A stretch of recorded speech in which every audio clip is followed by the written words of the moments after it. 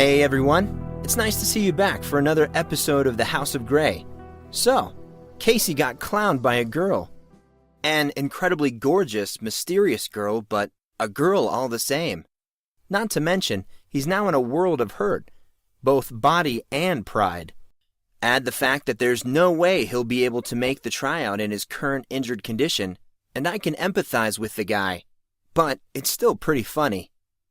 What do you think of Cyan? Let us know over at houseofgreybook.com. In this episode, all you football fans are in for quite the ride. Buckle up for episode number 10.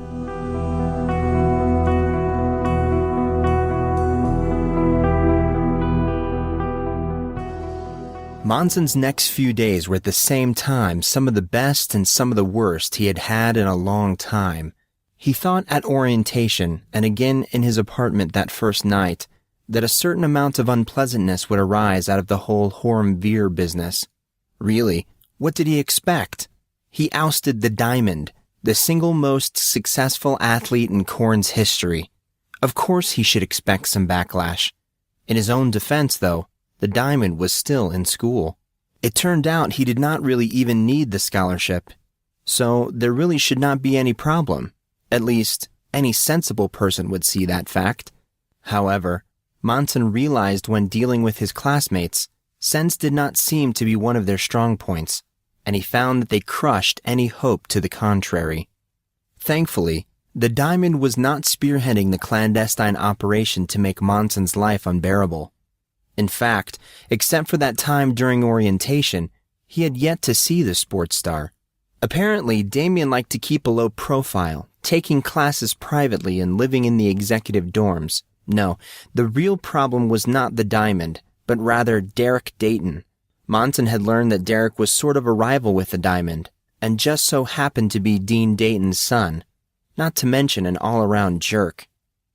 The first day's encounter between Derek and Mahler in the halls of the GM was a single episode in an ongoing struggle between the two factions. Monson had no idea that such nonsense actually existed. It made him wonder what the cause of such idiocy was, and if those involved could even remember. He seriously doubted it. Now he found himself in the middle of Derek's real-life soap opera. He was not sure what he did to rub Derek the wrong way, but whatever the reason, it was unforgivable in the eyes of Derek and his followers. Monson found out very quickly that he would have to deal with threats and taunts from every direction while walking to classes, during free time, and even while eating. All of that while trying his best to navigate Corrin's huge campus and student life. Twice already, Monson was the target of a one-sided, rather enthusiastic food fight, the second of which was so widespread and out of control, the lunch workers called the Dean of Discipline just to restore order in the cafeteria. What followed was both so unreasonable and outrageous that the indignation of the whole event caused him to burn with anger every time he thought of it. The moment he arrived, the Dean whisked Monson off to his office and forced him to endure 20 minutes of incoherent ranting, during which Monson was not even sure the food fight came up. When the Dean finally released him, he saw Derek standing just outside the office, with a smirk that should have been punishable by law. All Monson could do was sigh with frustration. The students' enthusiasm for harassing him quickly came to a head when the rumors started. The first and probably most problematic rumor was the one that surfaced within the first few days of the start of class. The Barty Bridge disaster was a common topic in class and in the news. The official reports were still not out yet, and people still did not really know what happened. These questions and constant reminders, coupled with the Dean's disclosure at orientation, made Monson's past almost as common a topic as the weather. He arrived at this obvious conclusion from the furtive looks and whispered conversations that occurred all around him. Twice in class, he found discarded notes that related directly to him, and once when he sat down at one of the school's computers, he found that someone had Googled his name. Most people, at least at first, seemed to understand that he was one of the survivors of the disaster, and his scars were as a result of that tragedy. By the end of the week, however, the rumor was that he was suffering from some incurable, highly contagious disease, as evidenced by his appearance, and that he was in fact melting before their very eyes. The rumors just escalated to more outrageous from there. There were some people who were friendly, despite the rumors, but as the days passed, these people became fewer and fewer in number. Most of the students did not openly mistreat him, but there was a noticeable difference in their interactions. People talked to him less and less in class and in the hallways. Many people were even reluctant to look at him, or turned to walk the other way when they saw him coming. It took him a while to figure out why. The word was out. Derek and his groupies were after the Hornbeer, and those who were in the way would get the same treatment. This type of intimidation really wore on him. It dampened his spirits a great deal. The good news was that not everyone succumbed to Derek's influence. For some reason, Indigo Harrison was very friendly and took the time to talk to he, Casey, and Artorius whenever possible. Taurus Green was usually straightforward as well. He wished she would not be, as her high-profile status made him nervous. But even more than that, she just seemed to aggravate an already tough situation. People, boys mainly, did not seem to like it when he talked to her. While no one actually said this, the looks he received were enough to silently explain their point. He did not exactly know why there was such a problem. It was not like he, or anyone else for that matter, thought that he had an actual chance beyond casual friendship, but it was evident that they did not like it despite that fact. Besides the poor treatment and odd rumors, he really could not complain. He found two great friends in Artorius and Casey, both of which made huge efforts to reassure him. Brian also tried very hard to be of service in those early times of need. He gave Monson advice whenever he asked for it and brought or made him meals when he did not feel like going to the dinner hall. That was how that first week passed, wedged between friend and foe. Monson simply endured. It was all he could do. Dude, this sucks. Casey slammed his spoon into his cereal bowl with a little more force than he had intended, causing it to splash all over. I mean, seriously, it really sucks. It was Monday morning of the second week of school, and Monson and Casey were just finishing breakfast. Don't worry, Case. Monson was not sure if he sounded convincing or not. The open tryouts aren't until next week. You'll just have to take it easy until then. You should be all right. Okay, I know it sucks missing your private tryout, but why don't you let me talk to Abel for you? I might be able to work something out. Nah, thanks, bro. Monson noticed that Casey's answer came through gritted teeth. Oh, why not, Casey? Ever since Casey realized he was going to miss his private tryout with Artorius, he had been completely unreasonable. Because, bro, you already went out on a limb for me once. Casey's tone reflected a determined finality. It was really ballsy for you to work out the deal with Abel in the first place. True dat, chimed Artorius, joining their table. Dude, where have you been? I haven't seen you since, early this morning. Casey shifted in his seat. I was doing a little recon work. Artorius started to tuck into a large plate of bacon and eggs. I wanted to know how solid a team the Legion is going to have this year. So, what'd you find out, man? It's kind of involved. Casey just continued to stare. Okay. Artorius looked around as if he were searching for eavesdroppers. It's like this. As he went into his explanation, Monson felt his attention slip away from his friend's words and focused on Artorius' demeanor. He had a hard time pegging Artorius, like how he always talked with his hands when he was excited. It was something Monson picked up on during that first week, and was something so distinct to Artorius that Monson could read his moods at almost any given time. He felt affection and weariness surface on his emotional plane almost simultaneously as a vexing issue came back to the front of his mind. Artorius in many ways was as enigmatic as Monson was. He just could not seem to find a clear understanding of him or the way his mind worked. By now, Monson had concluded that Artorius was very different. Not in a good or bad way, just different. Like the sum of his parts were just a little bit less than his whole. It was that thing that was missing, that one thing. Once Monson came to that conclusion, he decided to look at those individual parts, and hopefully he would be led to that ever-so-elusive hole. Artorius' most noticeable attribute was the distinct feeling of strength that blossomed in and around him. However, this was too hard to categorize. Ultimately, Monson did not really know whether it was physical ability or mental agility, but he did know that Artorius personified strength, a kind that Monson had never seen before. Basic, yet pure and good. Definitely good. Artorius' physical strength was clearly a byproduct of his immense size. Monson was not a tiny boy by any means, but Artorius just towered over him. Artorius also hung out with Casey, who, by stark contrast, caused his already overgrown stature to stand out even more. In the past week, Monson did his best to get to know his two new friends, asking a myriad of questions whenever the opportunity arose. They covered the basics, friends and family, likes and dislikes, hobbies, the things that made each other tick. These conversations in and of themselves were nothing but simple and straightforward, and despite their candor, he gleaned some interesting insight from them. He concluded that Casey displayed more odd attributes than Artorius did. The whole mystic martial art thing was extremely peculiar for one. Just thinking about that boiling ball of red energy made his blood turn cold.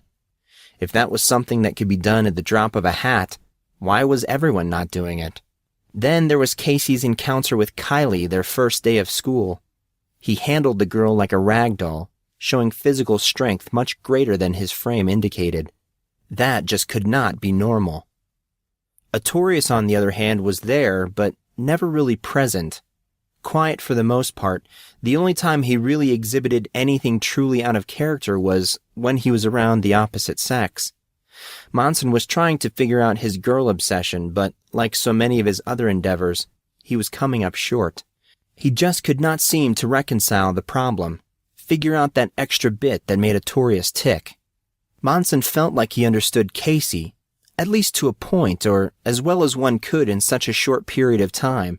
But Artorius was different. He remained a mystery, larger than life, but indistinct as water vapor. He found himself wondering when the opportunity for further investigation would make itself present. It seemed he did not have to wait long.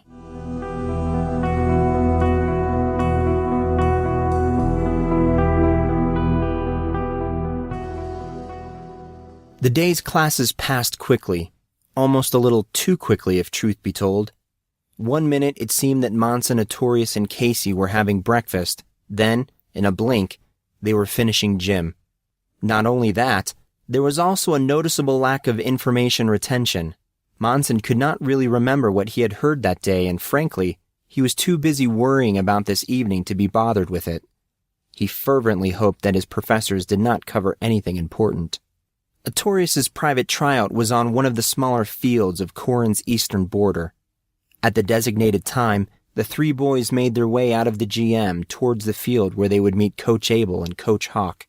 When they arrived, a very unpleasant surprise was waiting for them. The coaches were not the only ones there. About 24 of the Legion's players were with them. The boys stood in full gear, glaring and looking intimidating. In addition to these fully armored players, there were many others sitting on the benches and the sidelines. Monson could only assume these were also team members, though it seemed that there were quite a few people here on the field for just one football team. Well, at least they could count on Coach Hawk. Boys, in all my years of teaching, I have never seen the solidarity and mutual understanding that I saw as you forged your way towards this meeting.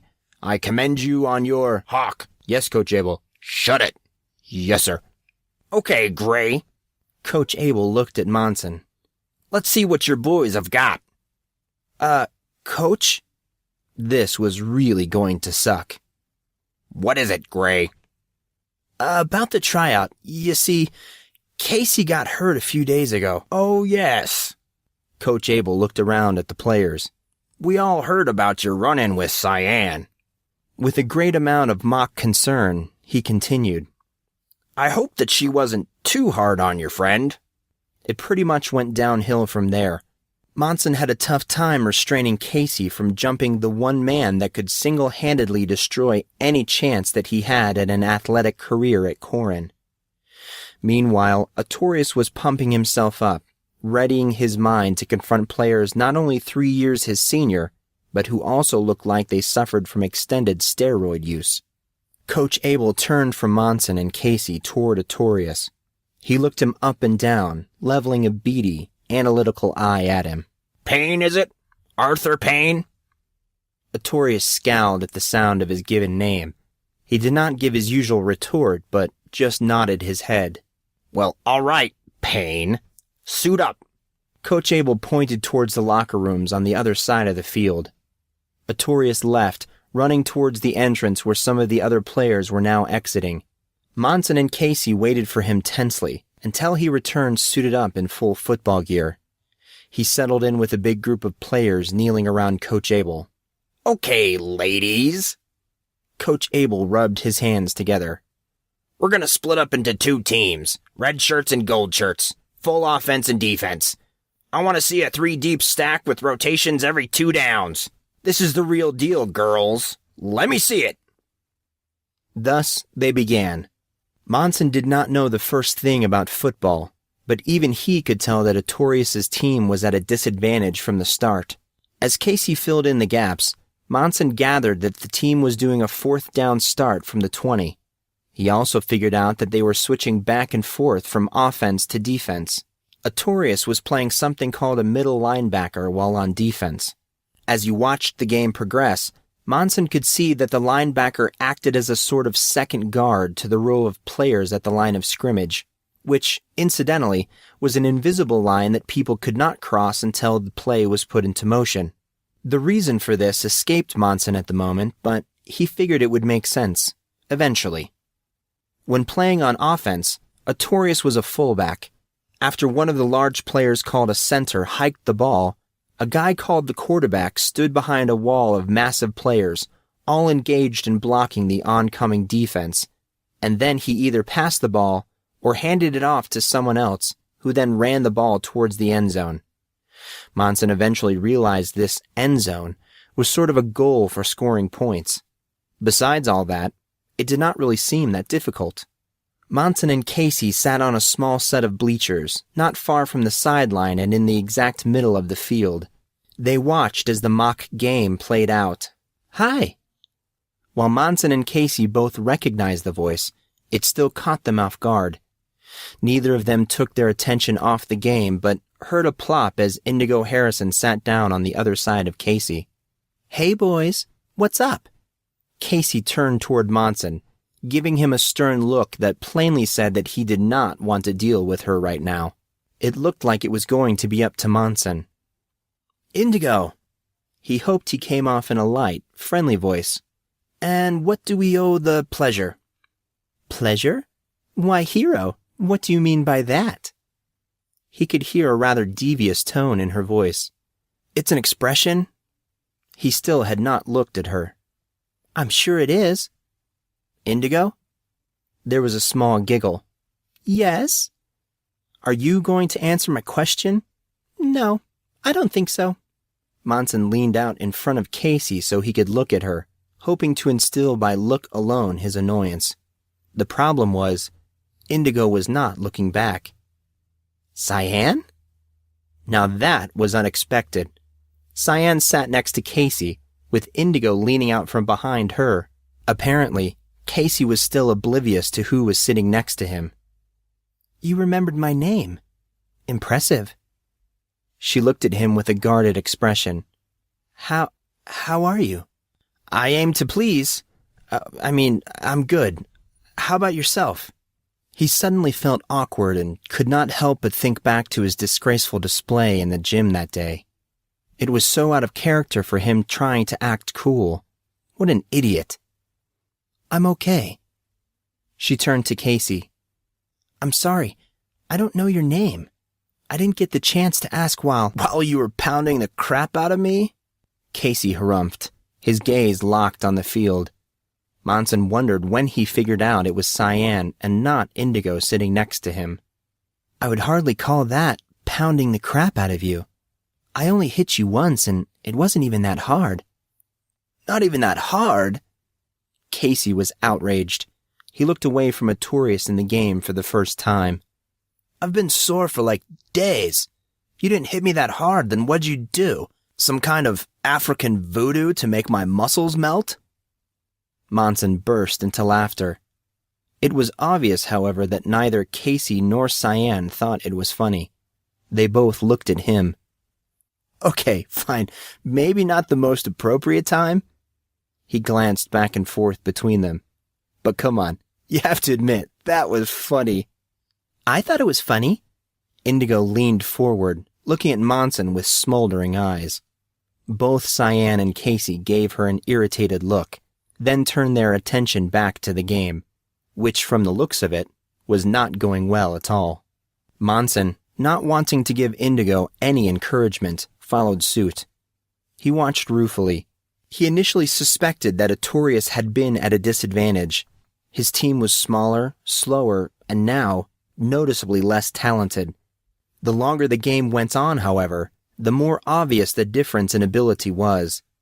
Artorius, along with his team, were the recipients of a good old-fashioned beating. He asked a question silently to himself. Would Abel do that on purpose? A whistle blew and the two sides went to their respective sidelines. Monson could tell Artorius was upset. The big guy was gesturing angrily as he talked to the older guys on his team. All of them seemed reluctant to speak to him. There's something wrong with this picture. Monson continued to watch the interactions between Artorius and his team. You noticed too? Artorius' team isn't as good. That much is obvious. But there is... Casey's voice trailed off. Monson waited for the rest of his thought. Nothing came. Instead, as Casey was looking across the short field, a very curious look crept onto his face. Suddenly he looked at Monson, then turned back again, his face noticeably more confused, as if he could not believe what was happening. Penny for your thoughts? Monson bent forward, looking back towards his friend, trying to catch his attention. Dude, how cheesy are you? Shut up. Thought you wanted to know what I was thinking. I changed my mind. Casey chuckled, but his gaze did not shift from the field. The game had resumed and Artorius' team was again taking a pounding. Many of his teammates were the recipients of some exceptionally hard hits. Monson was right. The other team seemed too good. Despite his teammates' performance, Artorius was impressive. He was incredibly fast for someone so large, and his hits appeared to have all the impact of a freight train. Yet, Monson still had one of those lingering feelings that something was out of place. Hey, Casey, is there something that I'm... An especially loud mix of noises from the surrounding crowd interrupted him. It sounded like someone was screaming his name. When he looked around, however, he saw no one. What was that, Gray? Casey seemed not to have noticed anything. Were you saying something? Yeah. Monson searched for the source of his uneasiness. I was just asking about the match. I don't know much about football, but something about this seems off. You know what I mean? No, not really, dude. Monson sighed. I guess I was hoping you would be able to put into words what I was feeling. Casey raised his eyebrow. Oh, shut it. You know what I mean. It's not like that. Casey's gaze switched quickly after their bout of merriment back to the game. Just then, Monson noticed something. So that's why you're so attentive. A cute blonde girl with her hair up in a half ponytail, surrounded by friends, chatted lightly on the far side of the field. Now, he could not be sure, but it appeared that Casey had been watching his childhood friend. Casey, you're totally spying on Kylie. Monson spoke in a whisper, so that Indigo and Cyan could not hear him. Not that they were paying attention anyway. Dude, no I wasn't. I can't help that she just happens to be in my line of sight. You're totally in love. You're senile. Just admit it. Not on your life, bro. Monson laughed again, but was unable to say more as Indigo interrupted them. Monson? Yeah. He shifted from the scowling Casey and focused on Indigo, who also appeared to be scowling herself. I think someone's trying to get your attention. She pointed up the sideline to a group of people 20 yards down towards the end zone. Confused, Monson again popped out behind Casey and looked to see a girl with strawberry blonde hair sitting among a huge group of students, all of whom were lounging lazily. The upperclassmen were engaged in a variety of activities. Some were typing on laptops while others talked secretively, wrapped together under blankets. There were 2 or 3 boys doing their best to seize the attention of the girl football groupies, but were having little success. Many, most even, were not even watching the game. He wondered why they were even there. Monson's eyes searched Taurus Green's face. She looked slightly frustrated. She looked like she was trying to get his attention. As their eyes met, she smiled. "Taurus?" Monson said aloud, though not loud enough to be heard by anyone. "Now what are you up to?" Monson smiled back at her and mouthed the word, "Hi," all while ignoring the huffing and puffing of Indigo, who was trying her best not to watch the exchange. Taurus giggled slightly, and then held up something in her hands. "What are you trying to show me?" "Oh, I see." It took him a moment to recognize that she was holding up her cell phone, the same cell phone she had shown him the first day of school. It also was the same cell phone that he had not bothered calling or texting. She pointed at her phone. He reluctantly pulled out his. There was a message on it. He touched the message button, feeling slightly apprehensive. On the screen was Taurus's personalized name that she had obviously added when she input her phone number. With it was a message, written out in single letters and numbers, little yellow smiley and frowny faces, and other abbreviated text. It read, "From my princess." "Hey, snobby boy," smiley face. "Why don't you talk to me anymore? You're gonna hurt a princess's feelings. That's not very nice, frowny face." Snobby boy? What's that all about? Monson thought to himself. He reread the message and made a mental note to change that "my princess" name in his phone. He touched the reply button and tried to mimic the abbreviated text using single letters and numbers. To my princess. What are you talking about? I talk to you every time I see you. You're just too popular to notice. I understand. I guess a little duck like me gets lost in a pond this size, smiley face. He touched the send key. Seconds later, his phone beeped and flashed an envelope flying across the screen. From my princess. Well, you know what that means, right? He looked over at her, his signature eyebrow raised. He looked back at his phone and touched reply. To my princess. No, I don't have a clue. Again, his phone beeped. From my princess. It means that either you don't call me enough, or maybe we need to find a smaller pond, winking smiley face. Ha ha ha. Monson gasped out loud at this. Was she flirting with him again? He looked up at her. She was talking to a boy who was sitting behind her. She was giving this boy the same overly charming smile he had seen her use before. His face scrunched up. You devil woman, how many men have you deceived? He said to himself.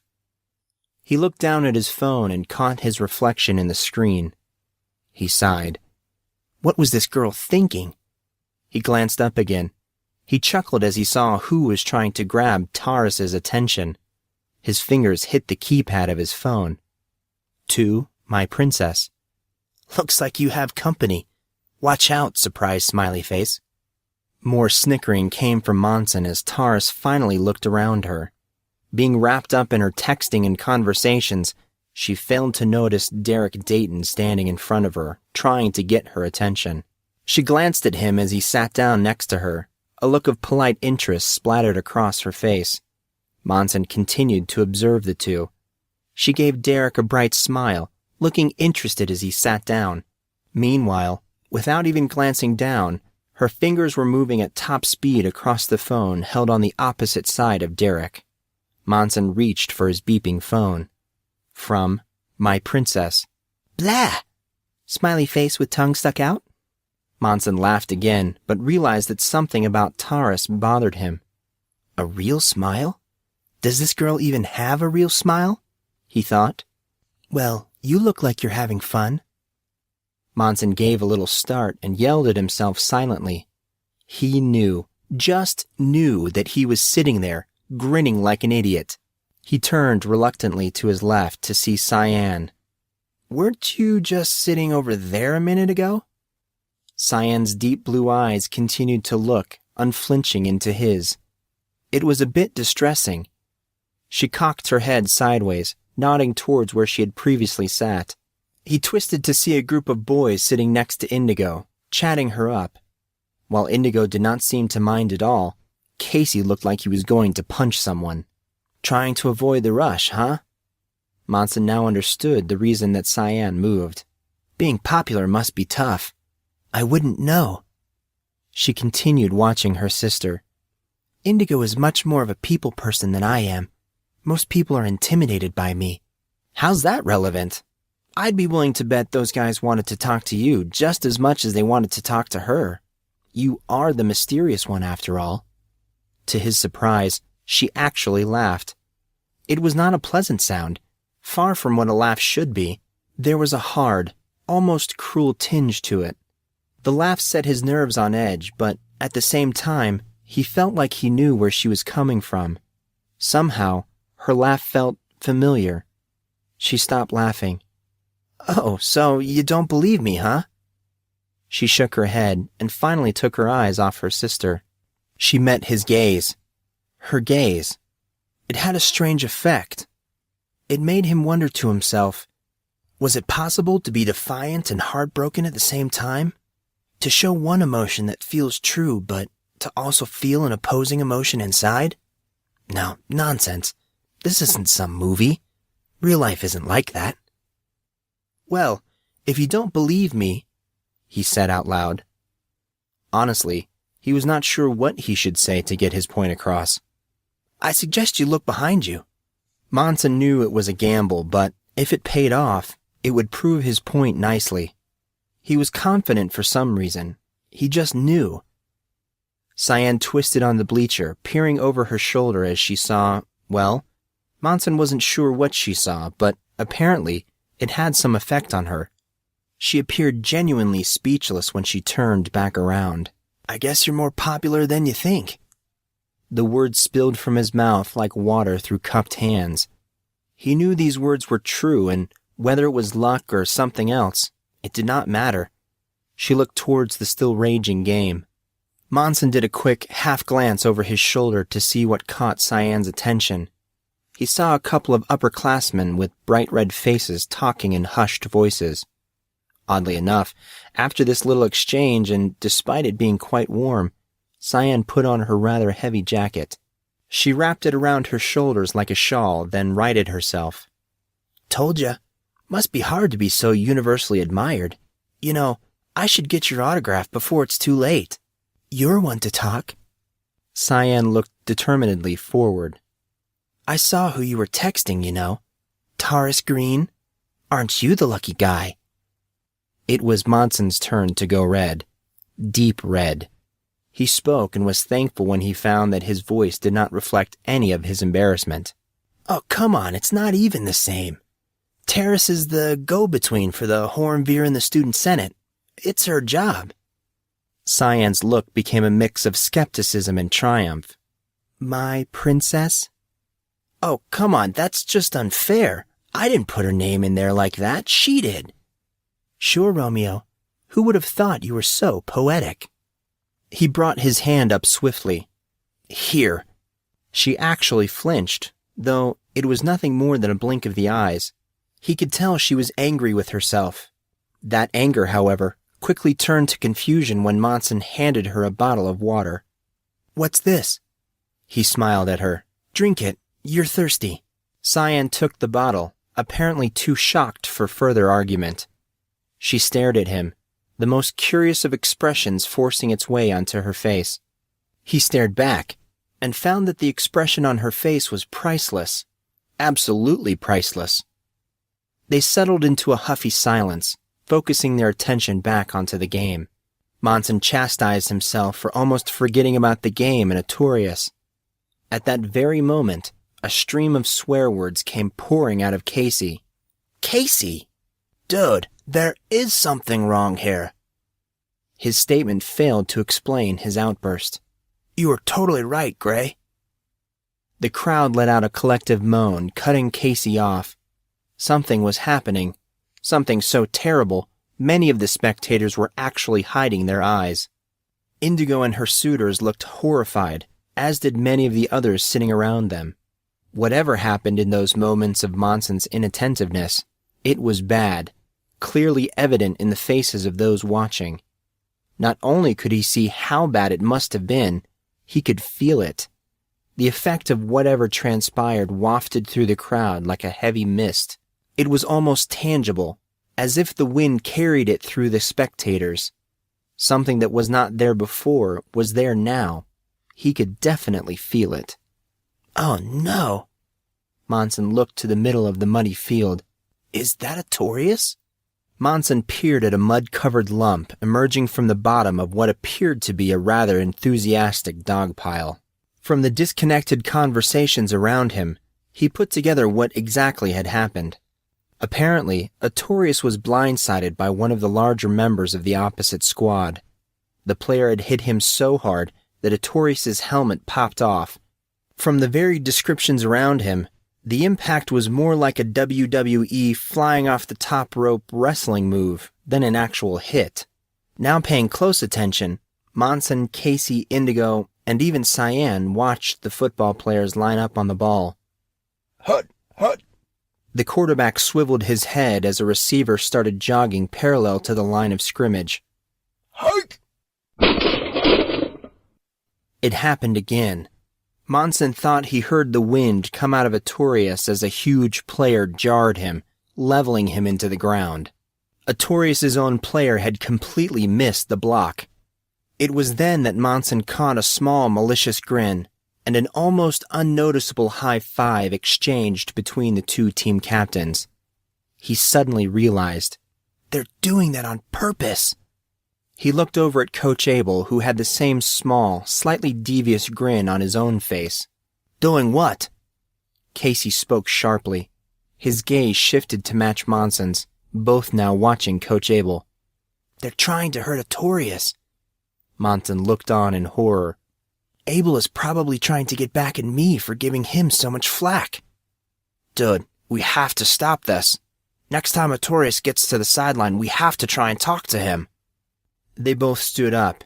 Indigo and her groupies followed suit, apparently thinking that Monson and Casey were trying to give Artorius some sort of emotional support. Monson actually started moving towards Abel, fully intending to punch the man. The dean would probably expel him, but it would be worth it. He had gone too long without friends to allow them to take a beating like this, especially when it was his fault. Without warning, just as Monson cleared the last rows of bleachers, something scary happened. In his moment of sordid emotion, it hit him. No, not now, not this, he spoke to himself. It was the same feeling from that first gym class, the one that he could not fully describe, the harsh and dangerous feeling. Fear rapidly gripped him as that overpowering sensation started to take control of his better sense and judgment. He tried vainly to pull away from it, to fight, but he was scared of the feeling, scared to find out what it meant.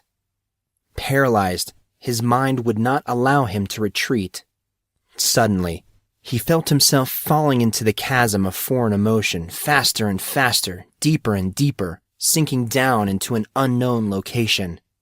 His thoughts and emotions shut down, as if a switch that controlled such things suddenly flipped off. Now, fully consumed, there was no guilt, no fear, no pity. In the place he now found himself, there was nothing. Nothing except cold, hard, dangerous power.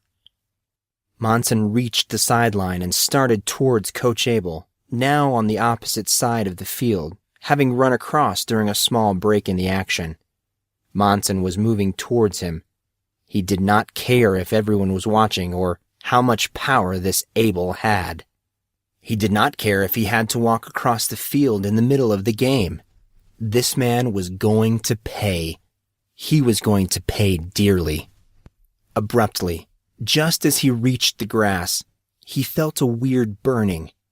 It was as if a thin layer of fire, like water sheeting down a smooth surface, was encircling his body. He felt it on his arms, legs, and neck. Pain erupted and wrapped him in a cocoon of fiery agony. As the pain took hold of his body and consciousness, he felt the dangerous feeling drain away, almost like it was being forcibly removed. It was all terrible, but at the same time, wonderful. Terrible because of the pain he had to endure, but wonderful in the relief that it brought. He would not hurt anyone. He did not want to hurt anyone. Sounds and visions danced across his eyes. Screams of mothers and children pierced his veiled mind as mangled bodies burned and smoldered, marinating in pools of multicolored liquid. The images felt distant but distinct. There was no time to sort them out as they slipped away from his mind. Never enough time, he thought. A final surge of pain ripped the remnants of the thoughts and images from him, and his vision went dark. He started to crumple towards the ground. In his haze, he let his mind wander. Is everything dual-natured like pain was? Pain was his savior, but he was weak, so weak. Two pairs of powerful hands caught him. He opened his eyes as his emotion returned. All of the alien feelings were gone now, sucked out of him. No, not sucked out, but cast aside, almost as if they never existed. He felt born again, refreshed, renewed. It made him wonder if the feeling was ever real in the first place. On one side of him stood Casey, breathing deeply, looking concerned, while Artorius, still covered in mud, held up his other arm. A sweet voice whispered words of comfort in his ear, giving him strength. The voice suddenly left, and all was quiet. Suddenly, sound sharply returned. Someone was speaking his name. "Grey, are you all right?" Artorius' voice was barely higher than a whisper. "Do we need to take you to the med wing?" Arthur, they're trying to hurt you. I'm so sorry." "I know, but don't worry." Monson was hearing the words, processing them. He felt. He could feel. What? How am I not supposed to worry? Artorius smiled. "Don't worry, because I won't lose." Monson stared at him. "Arthur, you big dumb oaf! You're gonna get yourself killed." The word echoed repeatedly in his mind. Killed? Monson's arm felt a reassuring pressure. He turned his head to see Casey. Casey gave him a warm smile. Monson did his best to return it. They settled him back on the bleachers where Indigo and even Cyan looked concerned. Artorius made sure that Monson was stable before returning to the sidelines. "Hey, Grey." He turned, backpedaling towards the huddle. Yeah." Artorius smiled. "Don't call me Arthur." That particular huddle seemed to last a lifetime. There was a lot of gesturing and frantic waving. It was apparent Artorius' teammates were angry, but why they were angry was the question. Finally, the players broke up and lined up on the ball. More angry muttering echoed from all around Monson, this time from some of the spectators. People seemed to complain. It became apparent that they were complaining about the tenacity of this freshman and how silly it was that the tryout was even taking place. Glaring looks came from the group as a receiver went into motion. Artorius moved from his position behind the defensive line and shuffled slightly, mirroring the direction of the receiver. Somehow, Monson could already see the result. Hut! Hut! Hike! Artorius burst into the line like a thundering bull, bending slightly as his hands collided with his opponent's chest. The two players stood motionless, locked for the briefest of seconds. Then, with a surge of strength that felt so tangible it was as if the very ground shook, the much larger opponent flew back several yards. He hit the mud, slid a few feet, and did not get up. A collective gasp spread like wildfire through the crowd as the events they witnessed did not match up to their own understanding. Shocked at this turn of events, the wide receiver that had come down to crack block on that side was less than a yard away from Artorius and scrambled to try and adjust his pace. Too late. Artorius caught him with a beefy arm. Smack! Artorius laid him out flat with a clothesline, the wide receiver doing one of those theatrical backflips found in martial arts movies. He grunted, the air rushing out of his lungs as he hit the ground. Unfazed, Artorius went after the quarterback, splitting two linemen who got in his way. Without pretense, Artorius wrapped up the QB and drove him solidly into the mud, absolutely crushing him. From that point on, Artorius was like a whirlwind of power, speed, and precision. He hit, tackled, and maneuvered with so much determination and force, it was borderline inhuman. He was like a machine built specifically for playing football. Again and again he overpowered, outran, and trampled over players older, stronger, and more experienced than he was. He played with such drive that despite his teammates being useless, their side gained ground. What in the world is going on, Grey? I've never seen anything like this from Artorius. Your guess is as good as mine. It's like he's a totally different person. That's the understatement of the year, bro. Casey continued to look amazed. The second half of the game was very different from the first. Artorius' team seemed inspired by their younger comrade, so much so that they too started to play for real. This was now a real football game. Fast-paced and taxing, his teammates really dove into it, and while Monson did not fully understand the rules, he did too. He felt renewed from the excitement. His strange feelings were gone, and his body felt fine now.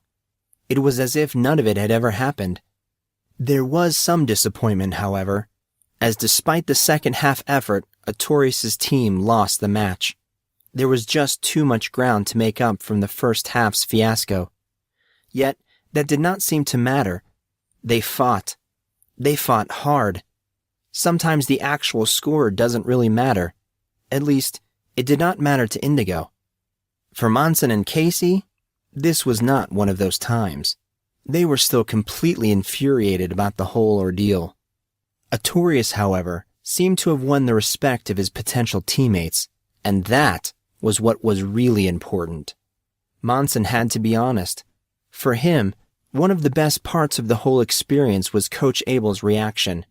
During this almost dreamlike change in his sadistic plan, he watched as the student he intended to be his object lesson categorically destroyed his seasoned players. By the end of the game, his attitude was noticeably different. He was watching Artorius intently, looking at his movements, analyzing his moves and everything else about him. Monson could see the change in Abel's attitude. The man seemed to have a proud streak a mile long, but he recognized talent that he could mold into wins, and that was what was important to him, wins. Monson knew that regardless of how this player came to Abel's attention, or how young he was, Abel would not allow someone like Artorius to get away. Monson found it very satisfying to watch the coach walk over and talk to Artorius after the game. Finally, Artorius made his way towards the bleachers. He looked very pleased with himself. Arthur, said Casey and Monson in unison. They looked at each other and laughed. Dude, that was unbelievable. I've never seen you play like that, bro. Indigo wedged her way in front of the two. It was rather impressive. Not that I know much about football, but you really commanded the audience's attention. Artorius was looking embarrassed at the attention and compliments, especially Indigo's. Monson was willing to bet that if it were not for the mud, they would have seen him blushing brightly. Artorius left them shortly to change out of his gear. He was still very dirty. There was a bit more posing and congratulating upon his return. Then the 5 of them, Cyan included, made their way back towards the dorm where Artorius could clean up and they could all get ready for dinner. As they neared the barracks, Indigo and Cyan headed towards the girls' dormitory, and the boys lingered near the entrance. Artorius stopped, pausing to open the door for a few other people, including the boy in the wheelchair. Artorius, I have to ask. Monson stopped speaking for a moment until everyone passed. He noticed that the boy in the wheelchair did not even look at him. It kind of hurt his feelings. He ignored this, however, and continued. What happened to you that second half? Guess I just got lucky. Artorius walked through the still open door, following a skeptical-looking Casey and Monson. I'd like to say that there was an awakening. You know, just like one of your animes, Casey. Like some untapped power came to me in my time of need. But I didn't feel any different. Things just happened to go my way. I truly just got lucky. Well, I hope your luck continues. Monson smiled, shaking his head. Because that was truly Wait a second. What's anime? And what do you mean, an awakening? Casey gasped. Rather theatrically, Monson thought. Oh, no. Artorius placed a hand over his eyes. He spoke in a rather resigned tone of voice. Now you've done it. Arthur, why doth thou act in such fashion? Thine dearest companion, Lord Grey, lacketh education in the world's literary mediums. To not be acquainted with the writings of something so divine and so pure as Japanese anime?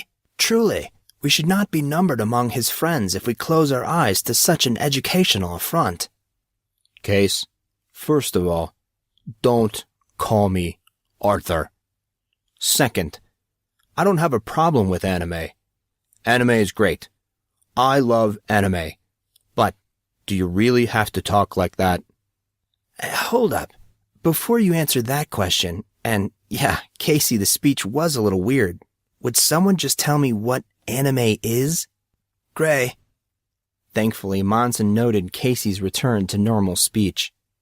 Anime is my lifeline, but for you to truly understand the ins and outs of anime and its potential world.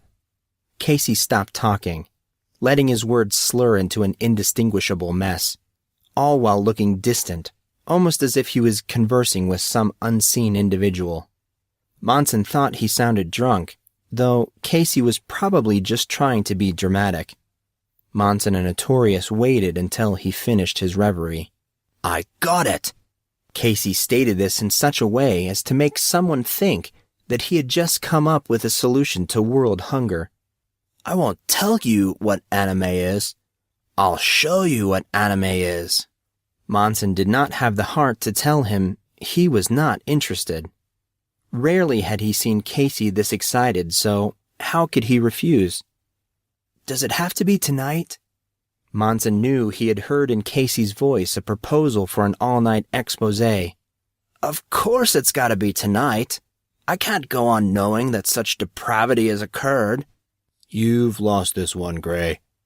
Casey again became progressively more extravagant with his verbiage. Monson and Artorius just laughed and continued to follow Casey to the elevator.